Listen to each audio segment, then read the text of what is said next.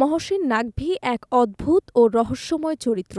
পাকিস্তানের অনিশ্চিত রাজনীতির মাঠ থেকে উঠে আসা এই পাকা খেলোয়াড় এবার ক্রিকেট মাঠের লড়াইকে নিয়ে গেছেন আন্তর্জাতিক কূটনীতির দোরগোড়ায়। পাকিস্তান কেন বারবার বয়কটের নাটক করছে? কেন তারা বাংলাদেশের জন্য হঠাৎ এত দরদি হয়ে উঠল? এর উত্তর লুকিয়ে আছে ক্রিকেট পিচে নয়, বরং সুইজারল্যান্ডের ইন্টারন্যাশনাল অলিম্পিক কমিটির সদর দপ্তরে। ভারতের ২০৩৬ অলিম্পিক আয়োজনের স্বপ্ন কি নস্যাৎ করে দিতে চাইছে নাকভি? গল্পের শুরুটা কলকাতা নাইট রাইডার্স থেকে মুস্তাফিজুর রহমানকে রিলিজ করে দেওয়ার ঘটনা দিয়ে। অভিযোগ উঠেছে, বিসিসিআইয়ের নির্দেশে কেবল বাংলাদেশি হওয়ার কারণেই মুস্তাফিজকে ছেঁটে ফেলা হয়েছে।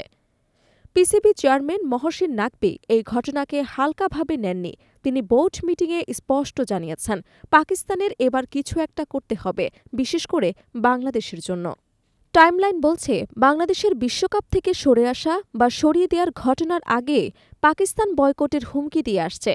আগামী ২রা ফেব্রুয়ারি পাকিস্তানের পররাষ্ট্র মন্ত্রণালয় থেকে আসবে সেই চূড়ান্ত সিদ্ধান্ত। সালমান আগার দল কি লঙ্কাগামী বিমানে উঠবে, নাকি শুরু হবে এক নতুন সংঘাত? ভারতের স্পোর্টস মিনিস্ট্রি এবং অলিম্পিক অ্যাসোসিয়েশন এখন এক গভীর চিন্তার ভাঁজ কপালে নিয়ে বসে আছে।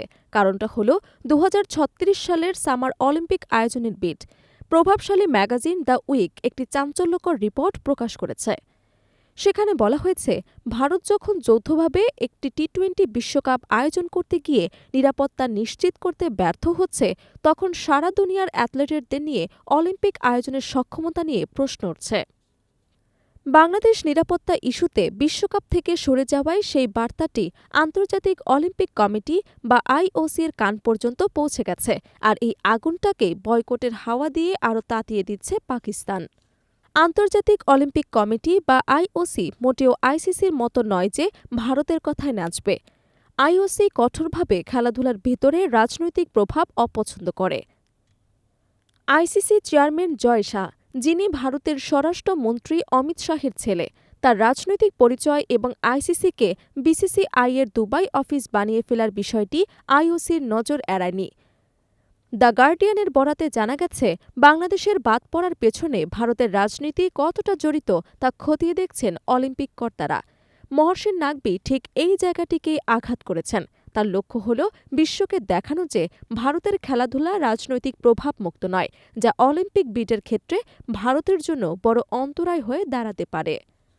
খেলার ভেতরের রাজনীতি নাকি রাজনীতির ভেতর খেলা, এই দুইয়ের খিচুড়িতে পাকিস্তান এখন ডাল ঘোটা দিচ্ছে।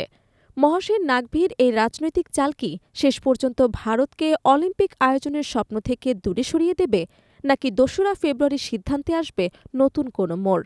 দক্ষিণ এশিয়ার পাওয়ার পলিটিক্স এখন আর কেবল নির্বাচনের মাঠে সীমাবদ্ধ নেই, এটি ঢুকে পড়েছে স্টেডিয়ামের গ্যালারিতেও।